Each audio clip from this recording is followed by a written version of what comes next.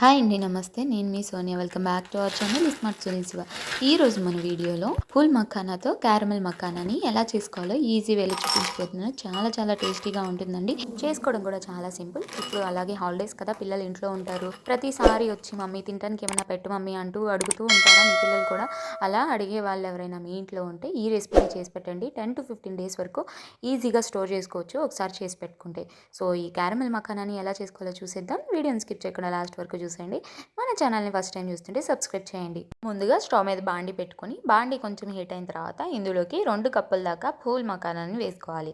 వేసుకున్న తర్వాత సిమ్లో పెట్టుకొని ఒక 5 నిమిషాల పాటు వీటిని చక్కగా రోస్ట్ చేసుకోవాలి.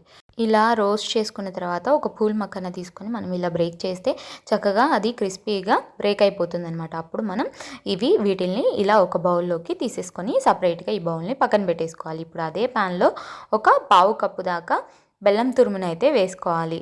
ఇక్కడ నేను మైల్డ్ స్వీట్నెస్తో చెప్తున్నాను. స్వీట్ ఎక్కువ తినే వాళ్ళు అయితే ఇంకొక 1 or 2 టేబుల్ స్పూన్స్ ఎక్స్ట్రా కూడా యాడ్ చేసుకోవచ్చు.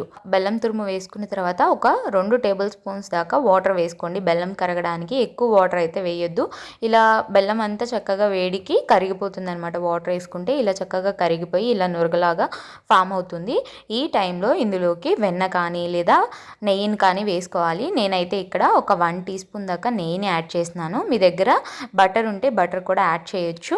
సో ఇలా నెయ్యి కూడా వేసుకున్న తర్వాత అంతా కలిసే విధంగా కలిపేసుకుంటే మనకి ఇలా స్మూతీ టెక్స్చర్ అనేది వస్తుంది. ఇప్పుడు స్టవ్ ఆఫ్ చేసేసుకొని మనం ముందుగా డ్రై రోస్ట్ చేసి పెట్టుకున్న పూల్ మఖానాన్ని కూడా వేసుకొని అంతా బాగా కలిసే విధంగా కలిపేసుకోవాలి. ఈ బెల్లం క్యారమిల్ మొత్తం కూడా మన పూల్ మఖానాకి చక్కగా ఒక్కొక్క దానికి కూడా చక్కగా పట్టే విధంగా అంతా బాగా కలిసే విధంగా ఇలా మొత్తాన్ని కలిపేసుకొని స్టవ్ ఆఫ్ చేసుకొని పక్కకు దించేసేసుకొని చల్లారిపోనివ్వాలి. చల్లారిపోయిన తర్వాత ఈజీగా మనకి బ్రేక్ అయిపోతుందండి.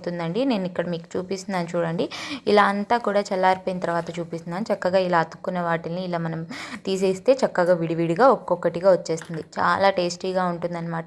ఇవి ఇలా ఒకసారి చేసి పెట్టుకొని ఎయిర్ టైట్ కంటైనర్లో స్టోర్ చేసుకుంటే చక్కగా క్రిస్పీగా చాలా బాగుంటాయి. మనకి క్యారమెల్ పాప్కార్న్ ఉంటుంది కదా, క్యారమెల్ పాప్కార్న్ తిన్న ఫీలింగ్ వస్తుందన్నమాట. సేమ్ అదే టేస్ట్ ఉంటుంది. కాకపోతే మనం హెల్దీ వర్షన్లో చేసుకుంటున్నాం.